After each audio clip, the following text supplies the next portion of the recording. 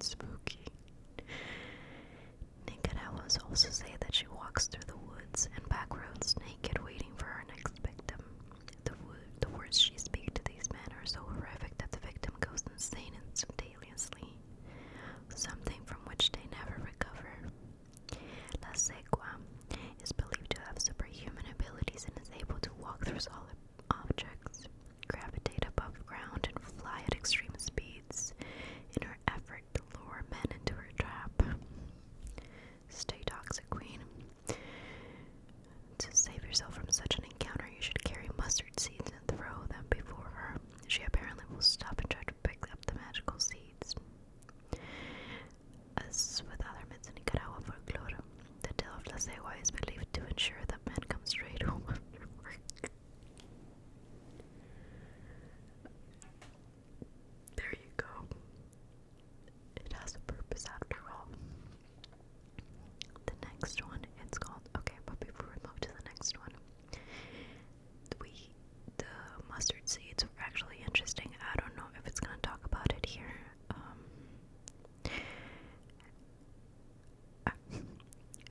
We used to have one where I'm from, called El Mico, and that's just basically like a monkey, that was cursed. And it used to be a woman, and at night she turns into a monkey and she goes up to the roof of the house. And she, it's just really weird. I mean, and basically, if you throw mustard seeds up there, then, she'll get distracted and she likes them or something. So she'll, play with them and she'll, get distracted for the whole night until morning. And then in the morning, you'll be able to tell who it is because it's gonna be her human form. Kinda weird. The next one is called La Carretanagua. Is considered the embodiment of Nicaragua folklore mythology. This is a good one. The tale is a blend of past realities and imaginative oral culture.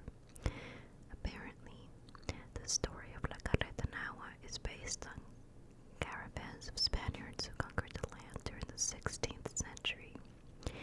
As the ox carts moved through the land, the Spaniards plundered the Indian settlements, taking their gold and supplies, as well as capturing slaves. Slaves were chained and led along these journeys as the Spanish guards left ruin and death in their wake. The legend starts that La Carretanagua makes its way through towns from about 1 a.m., making a racket as its ancient oxen pull his cart along. Individuals who say that have heard him in the night have discovered that one of the town's citizens is dead the next day. Facts. But the way it works is basically if you look outside while it's going, it passes through the middle of the night, right? And so if you wake up and go to the window and look at it, then that person is gonna be dead the next day. Those who have seen this mysterious storage box in a lost souls say that it moves quickly and is unable to turn corners due to its cross shape, simply disappearing as it reaches the end of the road. This tale may have been created to provide Nicaraguans with a tangible understanding of death. Yeah, the way the legends are written varies from place to place in Nicaragua. You might have people from the capital saying different things than other people, but it all encompasses the same thing. This one said, one person is just randomly found dead. For us, it was if you went up and saw it, then you would be dead the next morning. So if you ever heard anything like that in the middle of the night, you better have not gotten up. You better stay in bed. That's what happens when you want to be chismoso. Don't be a gossiper. And then we have La Moguana. The Nicaraguan folkloric legend La Moguana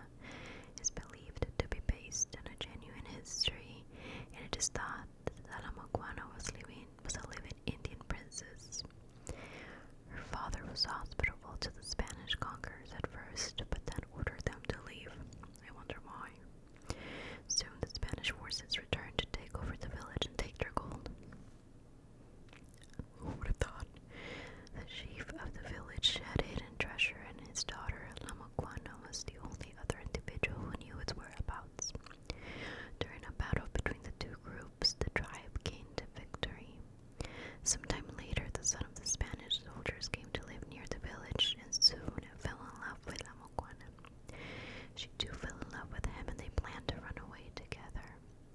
She gave him her father's treasure so that they could have something for their lives together. The Spaniard preferred to keep the gold for himself and sealed La Maguana in a cave, running away with the treasure.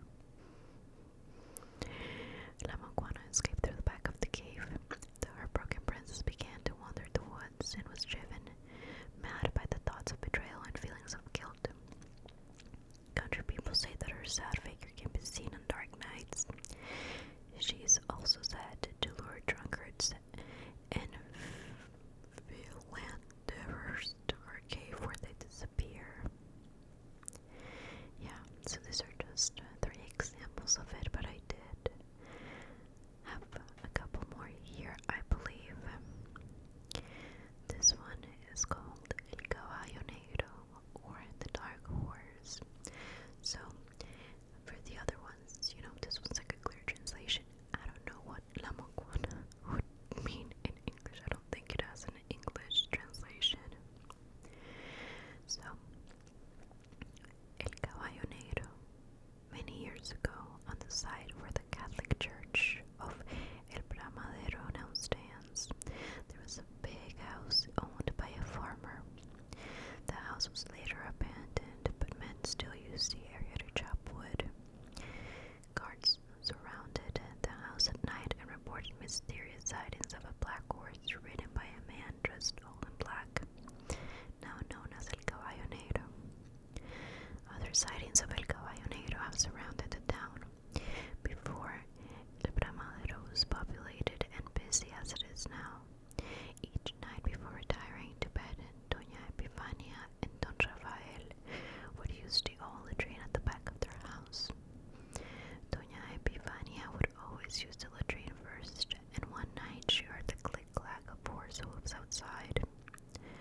She assumed it was the sound of a normal horse, but Don Rafael, who was waiting outside, swore he saw a huge black horse with a dark rider staring at him through the dark. Thinking nothing of it, they went to bed, but the following night the horse appeared at exactly the same time and stopped and stared at Don Rafael. On the third night, they heard the familiar click-clack of horse hooves coming toward the house, and they could make out the outline of the horse across the river. Grabbing machetes and torches, Epifania and Rafael ran down to the river, but the horse and rider were nowhere to be seen. Giving up hope of finding the horse, they knocked on the doors of people living by the river, but no one had seen them or heard of a black horse and a mysterious rider. Many myths have surrounded the sightings of El Caballo Negro, but the legend has never been solved. It's one of those things. So these are all, let me see, so these are old. They're old from this town, basically. I think this is where it generated. So this one is La Posota. Posota is like hello. Hello. Why is it so blurry? There we go. Scary. It's like a swimming spot. You know what I mean? Like a creek, if you call it here, where you can jump. But I think creeks are hollow. I don't know exactly what it's called in English. The pretty swimming spot at La Posota near El Bramadero is a popular area with both locals and ICS volunteers. However, it hasn't always been the case. Legend has it that 2 brothers, Jesus and Ramon, visited the spot, jumped into the pool, and started swimming. The brothers mysteriously disappeared, and the town believed they must have drowned. But 22 days later, the brothers reappeared and returned to town bearing fruit. The brothers claimed to have found an enchanted subterranean vegetable patch at the base of the pool.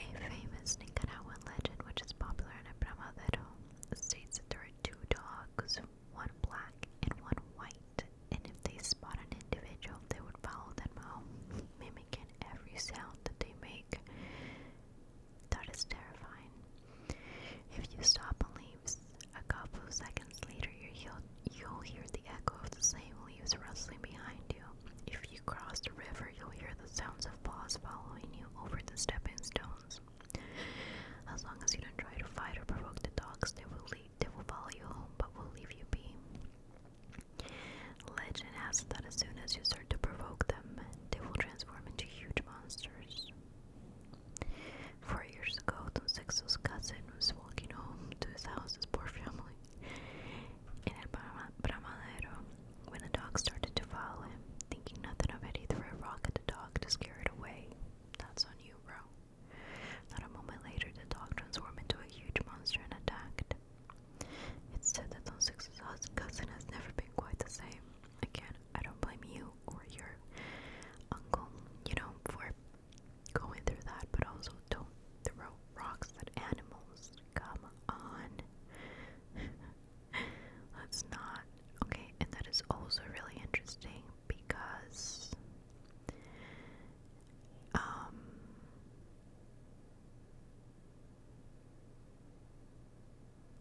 this is more like it. So this is another page. So I was gonna say El Cadejo. The way it was told to me was that the black dog was the bad one. The white one would always save you, basically. Like if the black dog came, you ran.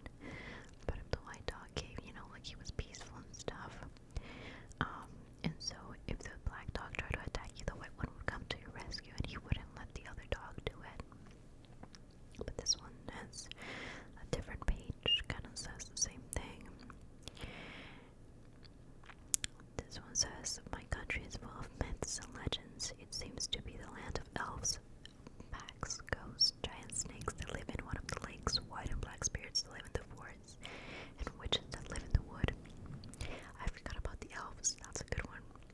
I'm going to make some illustrations and other contributions for this collab, but now I'm just going to tell you about the 4 best known legends.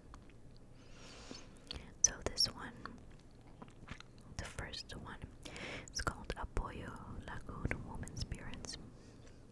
I uploaded some pictures of this lake at HR before. You can check them if you want.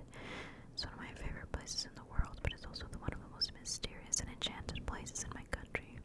The people said that in the mountains that surround this lagoon live all kinds of spirits, ghosts, elves, small white creatures that are able to walk on water without sinking. But the most lurid stories about the spirits of the women that live at the bottom of the lagoon. Maybe people have drowned in this place, but people said that they have been pulled to the bottom of the lake. But the spirits of women that live in the mysterious city in the bottom of it. And then you have El Cadejo.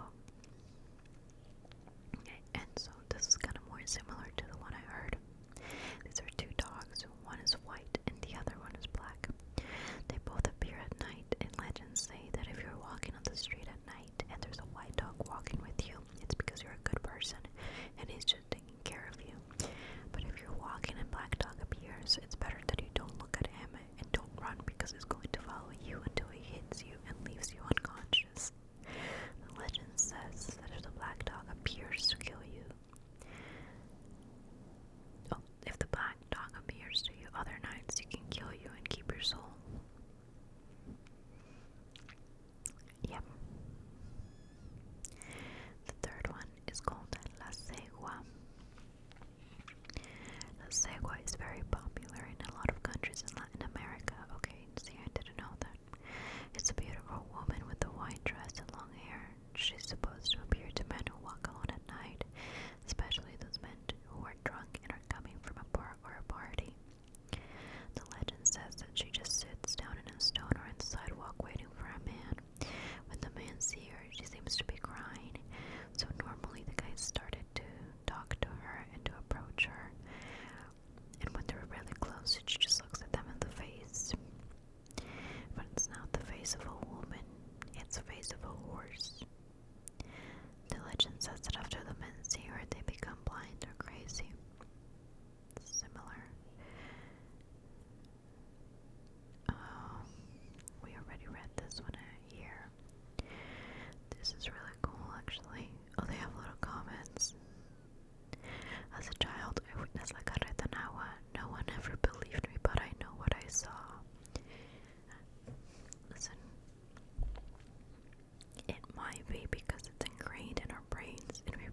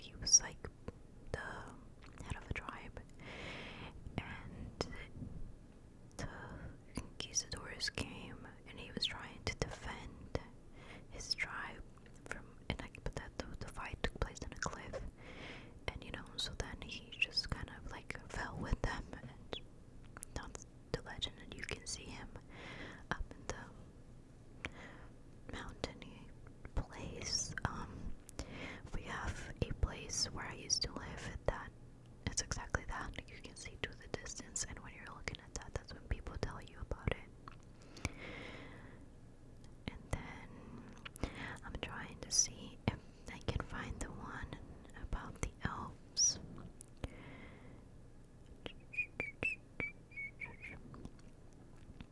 Of course, we also have La Gigantona, but what about La Maguana is one of the most searched stories, that's for sure. I find it really interesting because it's just different in every place. So there we go.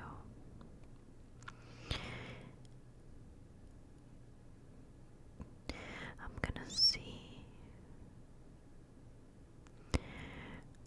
I'm gonna see if I can translate this. Let me see.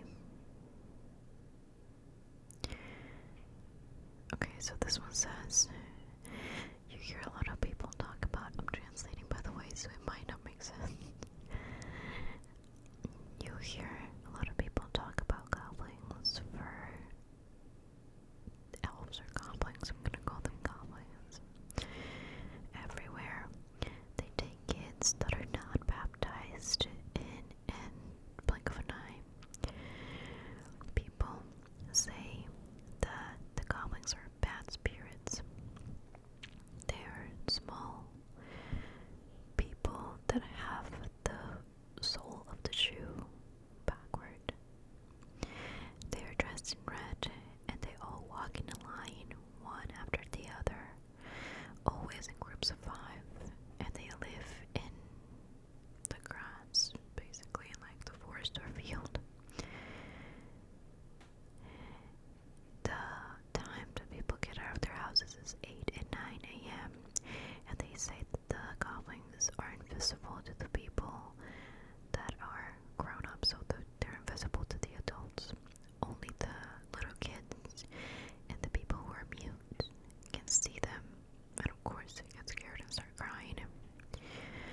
But they do say that that's why you can never leave a kid alone, because the elves or the goblins can take him away and they'll go to the mountain.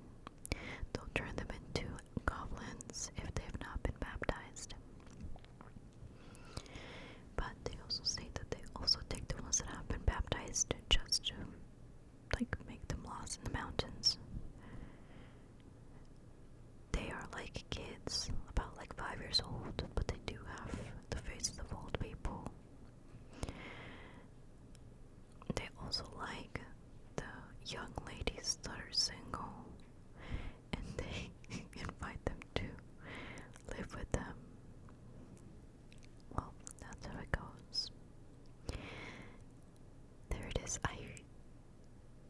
Okay, I need to find this in English. The goblins of the Stone of Wampa legend. I'm trying to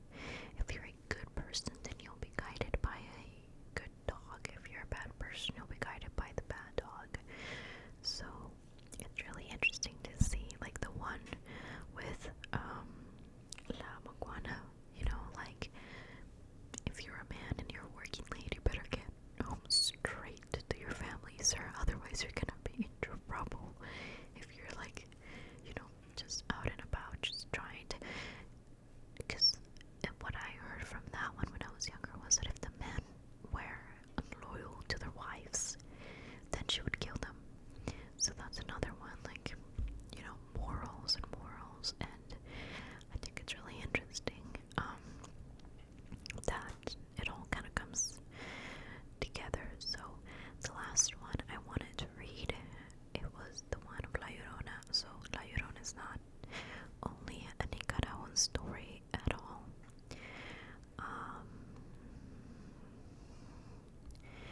It has, I think, different interpretations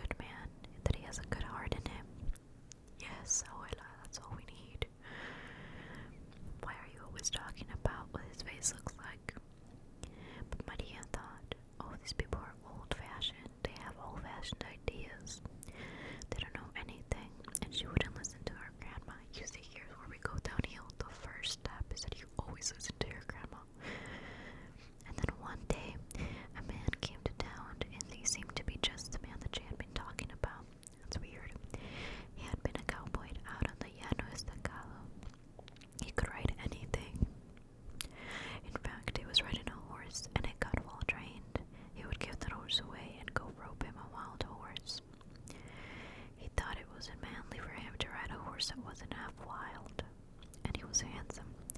The girls were falling in love with him. He could play the guitar, he could sing beautifully, and Maria made up her mind. That was the man she would marry. But I told you how proud she was, so of course she would never let on. They would pass on the street and he would say hello. She would just look away. He came to her house in the evening and played his guitar and sang for her. He wouldn't even come to the window, and before long, the cowboy made up his mind. The proud girl Maria, I can win her heart. I think I'll marry that girl. So things turned out just the way Maria wanted them to, and before long, they were going to get married. Her parents told her, don't marry him. He won't make a good, steady husband. She's a wild one. But she wouldn't listen to her parents. She got married, and for a while things were fine. They had 2 children. Dun, dun, dun. They seemed to be a happy family together. But after a few years, the cowboy went back to the wildlife of the prairies. He would leave town and be gone for months at a time. And when he came home, he would tell Maria, I didn't come to see you. I just want to visit my children for a while. He would sit and play with the children. They would go off to the bars and drink wine and gamble all night long with his friends. Husband material. He talked about putting Maria aside and marrying a rich woman. Well, as proud as Maria was, she became very jealous. Well, listen, about other women, that makes complete sense, but then she lost her marbles. And also, she began to feel jealous of her own children, because he paid attention to them, but he just ignored her. And one evening, he was standing in front of the house with 2 children beside her, and he came riding by in a carriage with an elegant lady on the seat beside him. He stopped and he spoke to his children, but he didn't even look at Maria. He just drove up on the street. But a gentleman. And when that happened, something just seemed to snap inside of Maria. She felt such anger and such jealousy, and it all turned against her children. She grabbed her 2 children by the arm and she dragged them with her down to the river. And even though it's a sad thing to tell, the story says that she threw her own children into the river. But as they disappeared down the stream, she realized what he had done, and she ran down the bank of the river, reaching out her arms, as if she could get them back from the water. But they were long gone. She ran on, driven by the guilt and the anger that was filling her heart. She wasn't paying attention to where she was going, and her foot caught on a root. She tripped and fell forward, and her forehead, sound effect, struck a rock, and she was killed. The next day, they looked for her all over town, and they couldn't find her. And then someone brought the word into town that her body was out there on the bank of the river. They went out and found her, and they laid her to rest in the very spot where she had fallen. But the first night in the grave, she could not rest at peace. She was up and walking all along the bank of the river. She was dressed in a long, winding white sheet, the way a body is dressed for burial. They saw her moving among the trees, and they could hear her voice crying and crying throughout the night. Sometimes they thought it was just the wind they heard, but other times, if they listened more carefully, they would sure hear. That scared me. They were sure to hear the words, sounding something like this. Ay, mis hijos, ¿dónde están mis hijos? So she's saying, where are my children? She was crying, ¿dónde están mis hijos?